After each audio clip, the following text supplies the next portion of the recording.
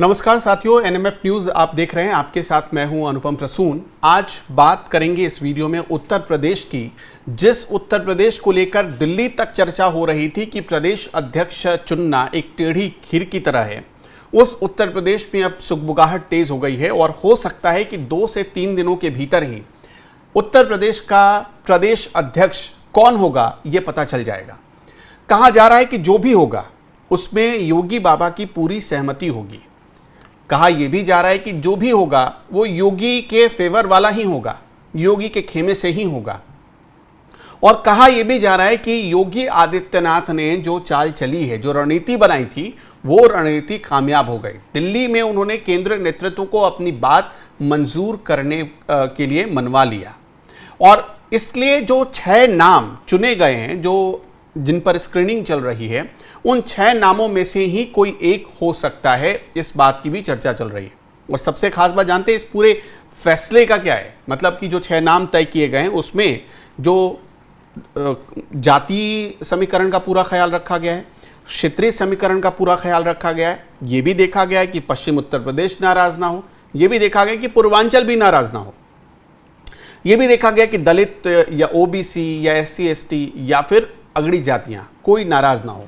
तो ऐसे 6 नाम चुने गए हैं जिनसे ये सामंजस्य बिठाया जा सके। और ये ध्यान रखिएगा कि जो भी उत्तर प्रदेश का प्रदेश अध्यक्ष भारतीय जनता पार्टी का बनेगा, उसी के नेतृत्व में उसे 2027 का चुनाव लड़ना है।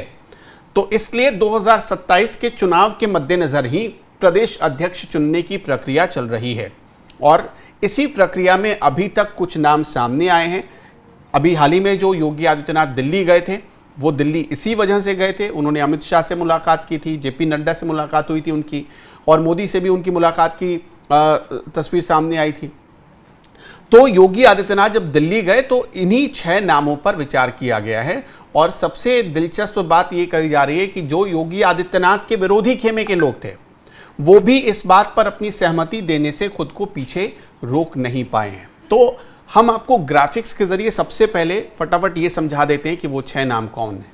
यूपी बीजेपी ने 2027 विधानसभा चुनाव से पहले नए अध्यक्ष के लिए केंद्रीय हाईकमान को 6 नाम भेजे हैं। इस सूची में 2 ब्राह्मण हैं, 2 ओबीसी और 2 दलित। मैंने आपको थोड़ी देर पहले बताया था कि इसका पूरा ख्याल रखा जा रहा है कि कोई भी जातीय समीकरण ना बिगड़ पाए।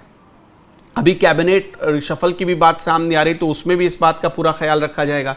पूर्व उप मुख्यमंत्री, अब जो नाम चल रहे हैं वो देखिएगा। पूर्व उप मुख्यमंत्री दिनेश शर्मा, बस्ती के पूर्व सांसद हरीश द्विवेदी, ये 2 ऐसे चेहरे हैं जो ब्राह्मण नेता हैं और इनका नाम आगे रेकमेंड किया गया है। इसके अलावा वर्तमान राज्य मंत्री धर्मपाल सिंह, केंद्रीय राज्य मंत्री BL वर्मा का नाम ओबीसी नेता के तौर पर भेजा गया है दिल्ली।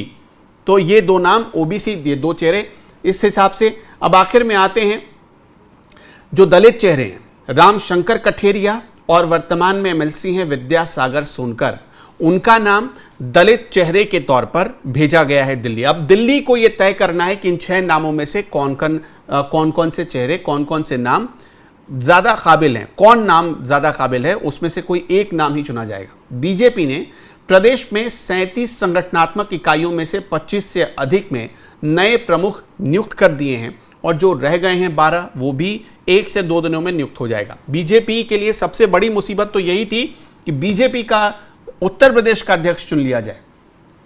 वर्तमान में यूपी बीजेपी के अध्यक्ष हैं भूपेंद्र सिंह चौधरी, नए अध्यक्ष उनकी जगह लेंगे।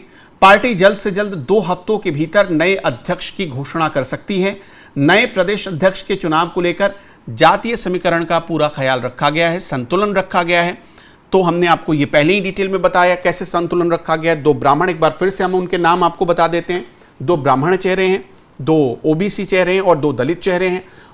इस हिसाब से समीकरण साधा जा रहा है, 2 ओबीसी, 2 दलित और 2 ब्राह्मण चेहरे। अब ब्राह्मण चेहरे कौन कौन से हैं? दिनेश शर्मा हैं, बस्ती के पूर्व सांसद हैं, हरीश द्विवेदी, उनका नाम सामने आ रहा है। इसी तरह रामशंकर कठेरिया जो प्रबल दावेदार माने जा रहे हैं दलित चेहरों में से। तो ये कुछ ऐसे बड़े नाम हैं जिन नामों को लेकर चर्चा चल रही है इस वक्त उत्तर प्रदेश में। आप देखिए जो भूपेंद्र चौधरी की जगह लेंगे, चूंकि एक बड़ी दुविधा उत्तर प्रदेश में यह थी कि योगी आदित्यनाथ के खेमे का प्रदेश अध्यक्ष ना बने, इसकी पूरी कोशिश की जा रही थी। लेकिन केंद्र नेतृत्व को इस बात का भी इल्म हो चुका था कि अगर योगी आदित्यनाथ के विरोध वाला कोई प्रदेश अध्यक्ष देंगे तो हो सकता है कि 2027 में इसका खामियाजा उठाना पड़े। अभी एक बात और है कि करीब 6 सीटें खाली हो रही हैं विधान पार्षदों की, जो कि एमएलसी हैं, उनकी सीटें खाली हो रही हैं। तो वहां भी जो नाम चुने जाएंगे उनमें भी जातीय समीकरण, जातीय संतुलन का पूरा ख्याल रखा जाएगा और इसी हिसाब से पूरी प्लानिंग की जा रही है।